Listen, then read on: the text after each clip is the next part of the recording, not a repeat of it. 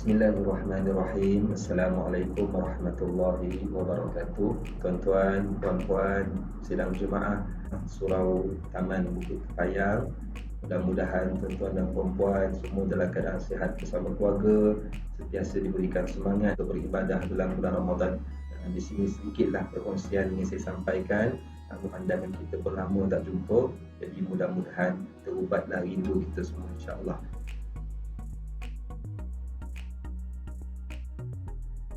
Baik, yang pertama sekali berkaitan dengan Ramadan, iaitu jangan tinggal sahur. Ini kerana Rasulullah sallallahu alaihi wasallam pernah bersabda daripada Anas bin Malik radhiyallahu taala anhu, "Tasahharu fa inna fis sahuri barakah." Bersahurlah kalian. Ini kerana pada sahur itu adanya keberkatan.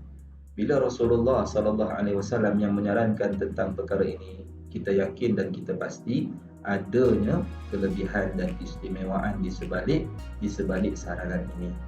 Selain daripada kelebihan kita mungkin boleh bertahan lebih lama sepanjang waktu siang Ramadan, maka selain daripada itu, bila kita buat perkara ini, amalkan perkara ini kerana mematuhi sunnah baginda sallallahu alaihi wasallam, maka kita sudah tentu akan beroleh pahala yang besar di sisi Allah.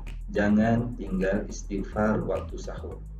Ini kerana Allah Subhanahu wa taala sendiri pernah memuji salah satu daripada kategori hamba-hamba yang dia puji, disebut dalam Al-Quran surah Ali Imran.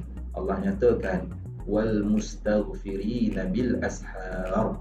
Lebih-lebih lagi kita ni insya-Allah bulan Ramadan memang sudah jadi satu kemestian kita akan bangun untuk bersahur. Jadi nak siapkan untuk juadah bersahur. Jadi waktu kita nak bersiapkan itu, kita sambil beristighfar. Mungkin kadang-kadang ibu-ibu, kakak-kakak tak sempat nak solat tahajud malam tu. Bangkit-bangkit dah pukul 5, nak tahajud rasa tak sempat sebab nak masak, nak menyiapkan, nak panaskan lauk dan sebagainya. Anak-anak semua ahli keluarga ramai, jadi tak sempat. Jadi silakan persiapkan, sediakan juadah bersahur. Dalam waktu kita bersiap-siap itu sambil kita beristighfar. Tak payah nak pakai telekung dah, tak payah nak pakai tudung sebab dalam rumah. Tapi waktu kita sedang bersiap-siap itu jangan lupa istighfar. Cukup dengan ucapan Astaghfirullahalazim, ulang banyak-banyak kali dalam hati kita minta ampun pada Allah. Jangan tinggalkan kurma waktu berbuka. Ini kerana saya pernah jumpa segelintir daripada masyarakat tak pernah pun makan kurma. Ada yang tak berminat untuk sentuh kurma, memang tak berminat. Mungkin ada sebahagian lain pula dia memang anggap kurma ni hanya makanan orang Arab. Tapi Nabi kita ni menyarankan supaya berbuka dengan kurma terlebih dahulu. Jadi ini satu kelebihan, pasti ada keistimewaan di sebaliknya. Kalau kurma tu koreh bona tu kan kita rendam dulu dengan air. Kalau kurma itu dikuatiri kotor, basuh dulu, tak ada masalah. Yang penting niat kita nak melaksanakan sunnah Rasulullah sallallahu alaihi wasallam. Jangan tinggal berjemaah Isyak dan subuh.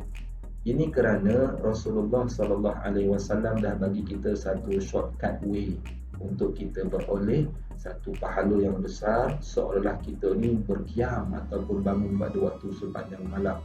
Lebih-lebih lagi waktu Ramadan. Kadang-kadang ada orang waktu siang penat, jadi waktu malam ni kalau boleh nak berehat dia sebab esok nak bangun sahur jadi letih. Nabi kita dah sediakan dah jalan-jalan shortcut dia. Antaranya ialah berjemaah Isyak dan subuh. Baginda sallallahu alaihi wasallam dalam sebuah hadis yang sahih, baginda pernah menyebut barang siapa yang solat Isyak secara berjemaah, kalau kita sekarang tak boleh pergi masjid, maka di rumahlah. Maka kalau boleh kita ajak ahli keluarga kita solat bersama-sama. Dengan anak-anak kecil pun tak ada masalah. Dan barang siapa yang solat Isyak secara berjemaah, maka dia seolah-olah beroleh pahala mendirikan malam separuhnya. Maknanya seolah-olah dia bangun malam tapi separuh je lah. Separuh malam tu dia bangun dengan solat. Dan barang siapa yang mendirikan solat subuh secara berjemaah, maka dia seolah-olah telah bangun malam keseluruhannya. Mana Isyak dengan subuh tu dia dibuat secara berjemaah, maka ibaratnya dia seolah-olah bangun pada waktu malam itu, mendirikan malam itu dengan solat. dah dapat pahala mudah je kan.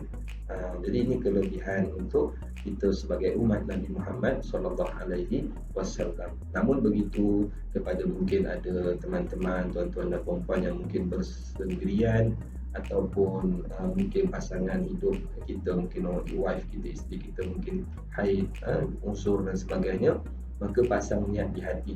Niat kita di hati, insya-Allah jika diizinkan, kalau isteri aku ni dia boleh solat, aku dah solat jemaah dah, tapi yang berkatanya dia uzur maka tak boleh, maka mudah-mudahan niat kita nak berjemaah itu Allah kira sebagai berjemaah walaupun kita tak dapat nak berjemaah.